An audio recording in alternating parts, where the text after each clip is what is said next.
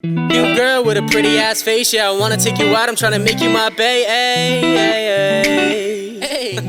Whoa, whoa. You girl with a pretty ass face, yeah. Hey guys, it's Jackie, and I'm gonna be starting an interview series down here in West Palm Beach, South Florida, the Sunshine State area. And I'm gonna be talking to multiple artists about why they do what they do and a little bit more about themselves.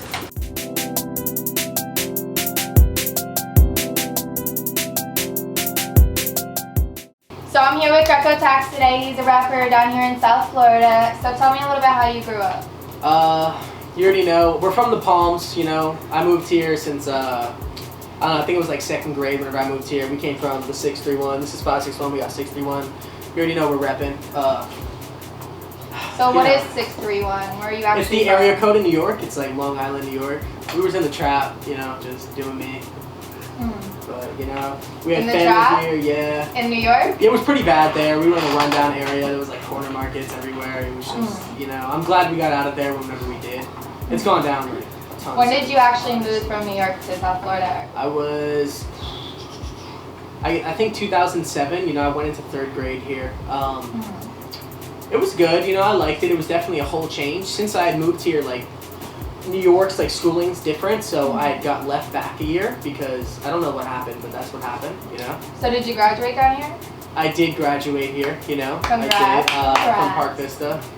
Nice. You know, ran that school low key, but yeah. Ran it? You ran it? I believe that I had a good ego there, you know. I was definitely well known, but I wish I had gotten into music, you know, during that.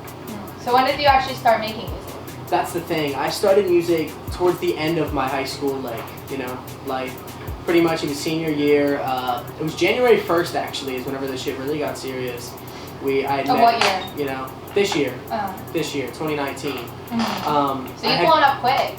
I have, I must say. Shout out to Shrimp Gang, they've really helped me on the come up. They've given me multiple shout outs and, you know, really helped me progress in my music. Nice. You know, I'm appreciative. So how did you get into making music? So pretty much I had known my friend Ski. Ski, would you come on down real quick? Welcome, Just pop Ski. in right here.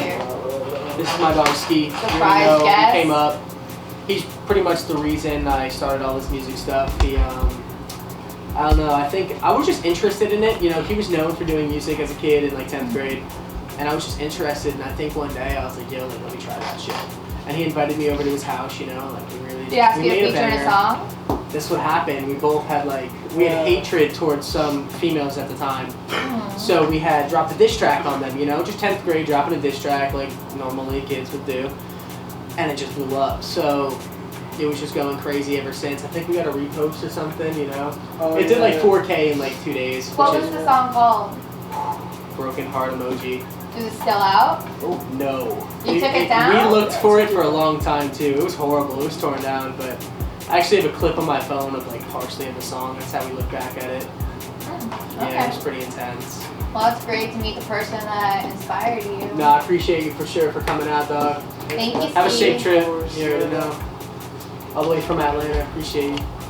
All the way from Atlanta, Yeah, guys. he's really just, you know. Wow. But yeah. So, Awesome. who are some of your favorite artists? Drop for sure. Favorite artist is Jay Osama. Jay Osama? You know, he's Yeah, I've actually heard from you talk about Parkland. him. Yeah, he's from Parkland. He's from around here. We had seen him like one show at Surrey West. He's awesome. You know, we've always just been appreciative of his music. He really inspired me for sure. So do you have any artists that you look up to when making music? Honestly, I feel like it's just, I don't even like, there's a lot of rappers that'll go and listen to music and like try and get inspiration from stuff, but if I just hear a beat, I mean, it just starts flowing and I kind of just do my own thing. I wouldn't say like I take after anyone because I have like a unique style.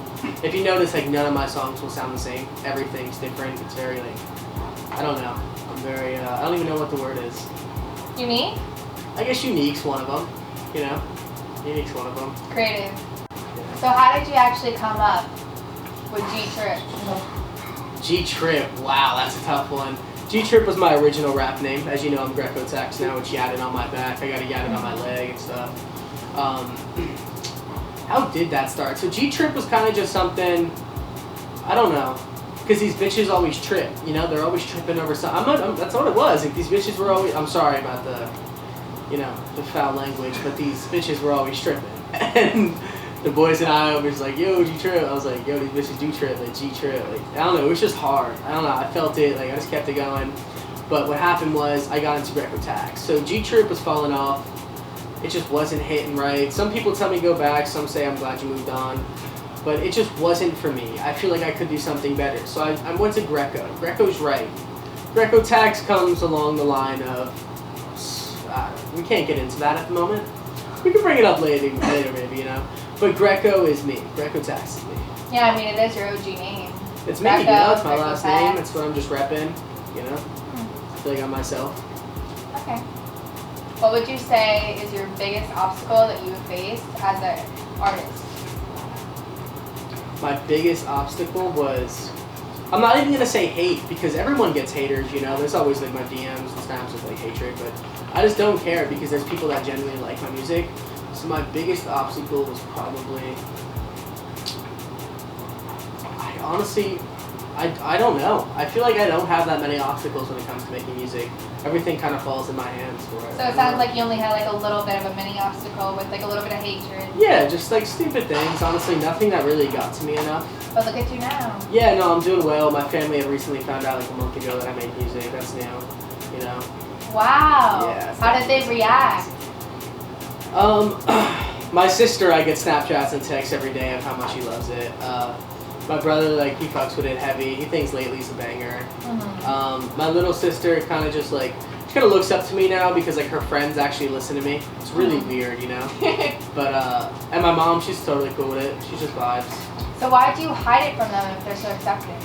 I didn't know how they would take it. I originally was making music without my face. If you saw my Instagram, there was nothing ever of my face. I just kept it, like, very low-key. And then the day of graduation, like, I posted my graduation pic, and I was like, it's time to, like, be myself.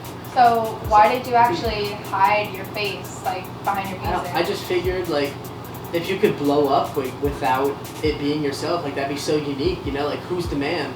Kind of like Marshmello, no one knows who he is Marshmello, behind the... Sia. Yeah, exactly. Shout out Lil Toe, he also, every single video, he wears a mask, you just never know. It's crazy. So who is your projected audience, and what do you expect for your audience to take away, like, from your music?